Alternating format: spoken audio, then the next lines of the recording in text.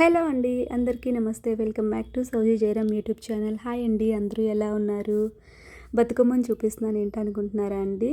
Yes, నేనైతే బతుకమ్మని చేశానండి మొదటిసారి. నా కోసం కాదండి, మా కాలనీలో మా ఇంటి పక్కన ఉండే పిల్లలు అడిగారనమాట, అక్క బతుకమ్మని చేసి పెట్టు అని చెప్పేసి. సో వాళ్ళ కోసం నాకు యాక్చువల్గా బతుకమ్మ రాదు అండి, మాది ఆంధ్ర కదా, మాకు బతుకమ్మ తెలియదు అనమాట యాక్చువల్గా. కానీ వాళ్ళు అడిగారు. ఇన్ని ఇయర్స్ నుంచి నేను చూస్తున్నాను కదా ఇక్కడ బతుకమ్మ ఎలా చేస్తారు ఏంటి అనేది.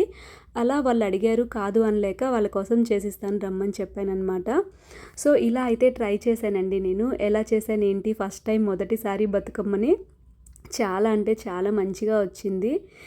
ఎలా వస్తుందో ఏంటో అనుకున్నాను, మీకు చూపిస్తానండి. నాలాగా ఎవరైనా రాని వాళ్ళు ఉంటే ఇలా ట్రై చేయొచ్చు అనమాట. చాలా చాలా సింపుల్గా, చాలా ఈజీగా చేసేసుకోవచ్చు బతుకమ్మని. నేను కూడా బతుకమ్మని చెయ్యాలి అనుకుంటున్నానండి, కానీ కొంచెం టైం పడుతుంది. నేను చేసి తీసుకెళ్ళాలి బతుకమ్మని, నాకు ఉంది ఆ కోరిక. కానీ మొదటిసారి పిల్లల కోసం అయితే బతుకమ్మ నా చేతుల మీదుగా తయారు చేశాను. చాలా హ్యాపీగా అనిపించింది.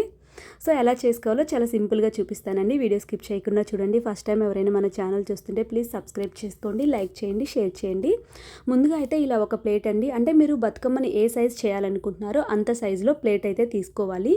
ఇత్తడి ప్లేట్ కానీ అలా ఏదైనా ఒక ప్లేట్ తీసుకొని అది క్లీన్ చేసేసుకొని దాని మీద పసుపుతో కానీ కుంకుమ ఇట్లా ముగ్గు వేసుకోవాలండి. ఆ తర్వాత ఇలా దారానికి పసుపు పూసేసి చక్కగా అది ఇలా మనం 6 వైపులు వచ్చేలా వేసుకోవాలండి. ఆ దారాన్ని 3 దారాలు వేస్తే మనకి ఇలా 6 వైపులు వస్తుంది.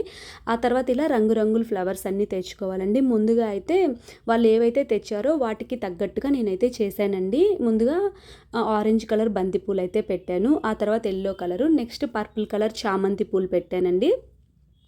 అవి పెట్టుకుంటూ మనం రౌండ్గా మధ్యలో ఏం చేయాలంటే ఏదైనా ఆకులు ఉంటాయి కదండి, లీవ్స్ అట్లాగా, అవి అంటే జామాకులు కానీ ఏమైనా పువ్వుల ఆకులు ఏవైనా పర్లేదు, అవి మధ్యలో మంచిగా పెట్టుకుంటూ వస్తే ఏమవుతుందంటే మనకి బతుకమ్మ అనేది టైట్గా వస్తుంది మంచిగా, అంటే పక్కకి ఇలా చెదిరిపోకుండా ఉంటుందండి.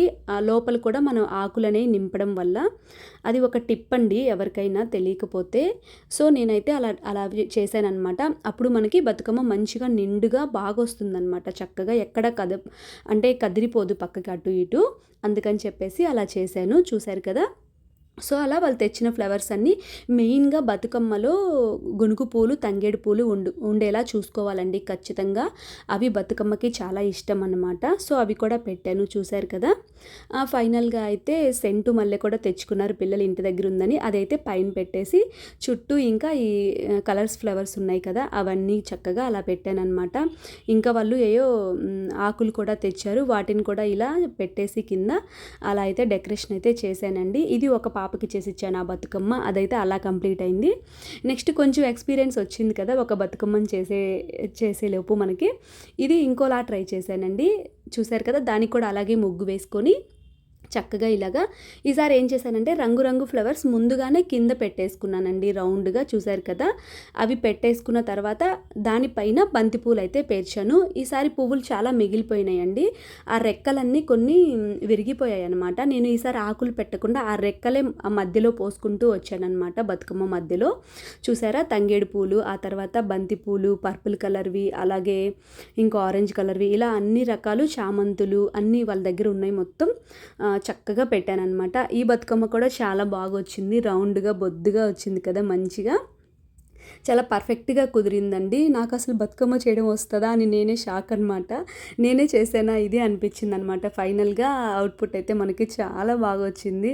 నేను చాలా హ్యాపీగా ఫీల్ అయ్యాను అనమాట. అంటే నేను పుట్టిన తర్వాత ఇన్ని ఇయర్స్లో బతుకమ్మని ఫస్ట్ టైం చేశాను.